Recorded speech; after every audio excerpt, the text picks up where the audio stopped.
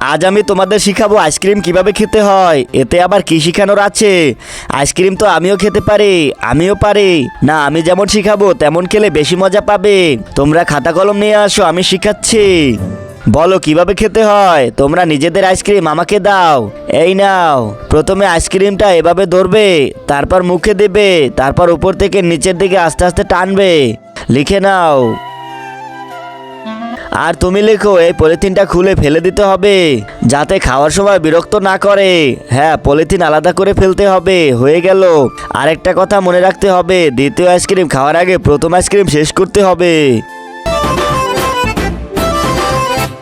এখন দ্বিতীয় আইসক্রিম খাওয়ার পালা। শিখেছো তো তোমরা?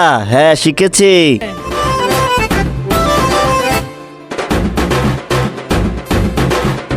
আইসক্রিম শেষ। শিখে গেছো তো আইসক্রিম খাওয়া?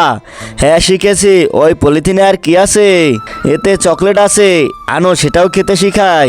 দেখো, আগে এভাবে প্যাকেটটা ছিঁড়তে হবে, তারপর চকলেটটা বের করে নিতে হবে। ভাই দে, আমি খেয়ে দেখাবো। ভাগ, আগে পুরোটা শিখে নাও কিভাবে খেতে হয়, তারপর খাবে। অর্ধেক জ্ঞান অনেক সময় বিপজ্জনক হয়। লিখো, চকলেটটা এভাবে নিতে হবে, তারপর ধীরে ধীরে মুখে দিতে হবে। ভাই, শব্দ করা কি জরুরি? হ্যাঁ, খুব জরুরি, খুব জরুরি, শব্দ করতেই হবে। চকলেটও শেষ। আর কিছু বাকি আছে? না, এখন আর কিছু বাকি নেই। তাহলে যাও, আমার গুরু দক্ষিণা নিয়ে আসো। গুরু দক্ষিণায় আপনি কি চান? যাও, কিছু খাবার নিয়ে আসো। আপনি আমাদের অনেক শিখিয়েছেন, এবার আমরা আপনাকে কিছু শিখাই।